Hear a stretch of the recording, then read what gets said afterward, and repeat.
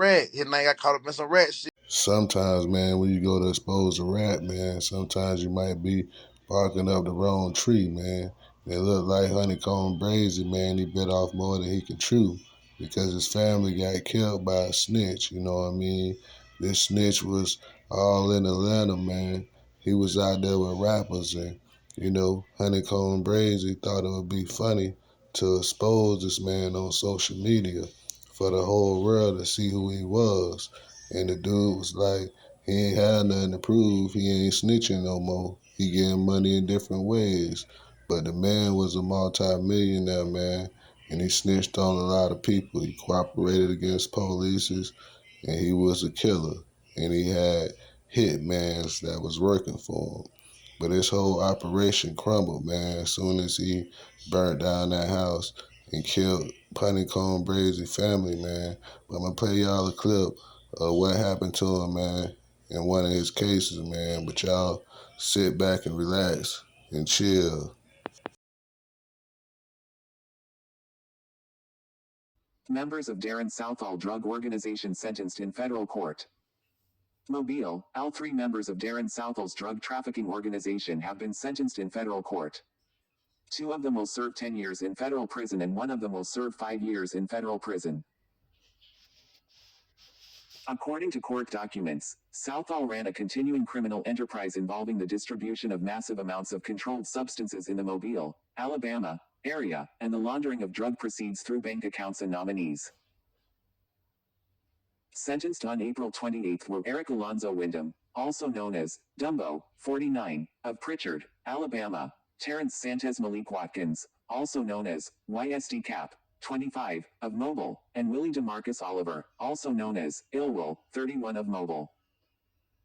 Watkins and Oliver entered guilty pleas to conspiracy to possess with intent to distribute more than 5 kilograms of cocaine during September of 2021, and Wyndham entered a guilty plea to the same charge in October of 2021.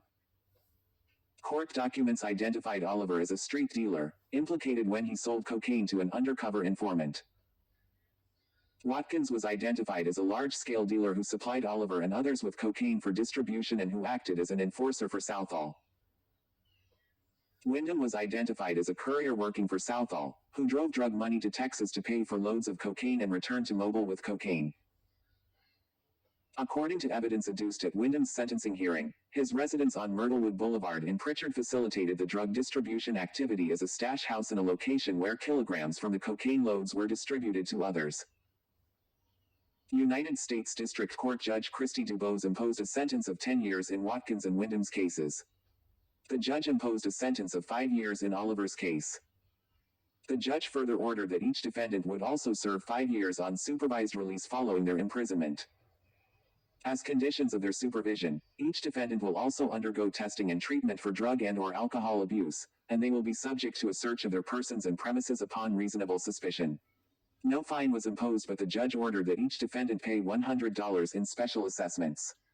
Each defendant's interest in a long list of seized property was ordered forfeited to the United States. The case was investigated by the Mobile Police Department, the Mobile County Sheriff's Office, the Department of Homeland Security Investigations, the Bureau of Alcohol, Tobacco, Firearms and Explosives, the Baldwin County Sheriff's Office, the Alabama Law Enforcement Agency, the Saraland Police Department, the St. Tammany Parish, Louisiana, Sheriff's Office, and the Drug Enforcement Administration. Assistant U.S. Attorney Gloria Bedwell prosecuted the case on behalf of the United States. Jeez, man, dang, boy, them boys got jammed up for a whole bunch of bricks and stuff like that. But where it is, man, that's Honeykomb Brasy Ops, man, because them boys was running with Darren Southall, man, out there in Mobile and Preacher, getting them bricks, man, coming back from Texas with them things, man, going through Louisiana, man, and they had left a paper trail everywhere because they was millionaires.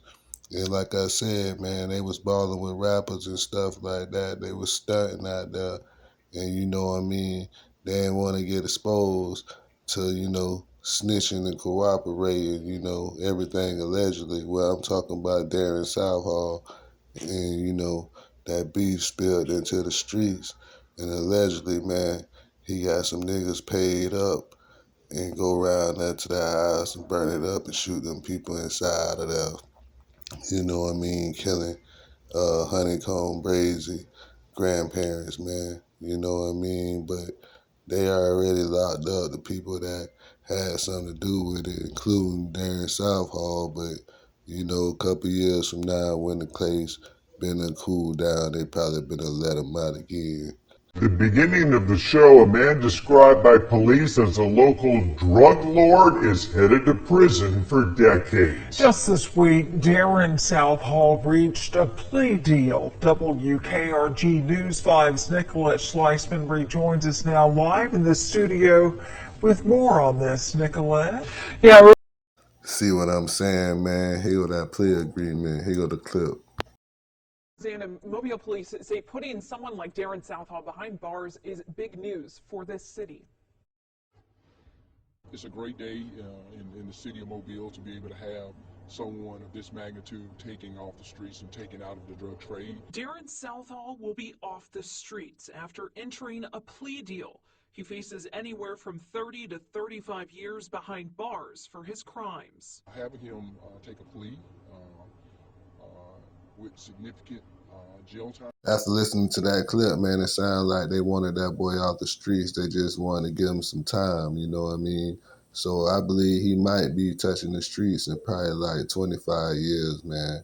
You know, give like Honeykomb Brasy about 10 years on the streets after he released. And I ain't never say free Duke Wild, cause get what? Nigga heard he was a rat. His name got caught up in some rat shit. And get what? I'm trying to make sure everything's straight before I get out here saying free a nigga. I ain't trying to say free no rat or none of that. So I'm checking in on that shit all the way. All the way I checked in on that shit. All the way around the board, bro. Before I do that, I'm like, I'm a real nigga. Then the same nigga picked me up from prison, put money in my pocket, all that. Like, had me straight when I got out. You feel me? On blood. Like, Duke of Wild wiped me down and did me right. The right way. But I don't really did that because I stabbed about 3 niggas in prison for him. On blood. I had stabbed like 3 niggas in prison for him. Got an extra year for that shit. So when he got out, he really put it there. They put to hold me down. But we ended up getting out. I'm banging with him hard. But when I heard with him and Rilo with the whoop, I ain't rocking like that because I don't want my name in that mix. And they the same way these niggas supposed to be feeling. Y'all know these boy rats and y'all know this and with the whoop and y'all be around these boys like, hey, fuck gonna look at you like you telling that. Yeah, cause you can't be speaking that real shit.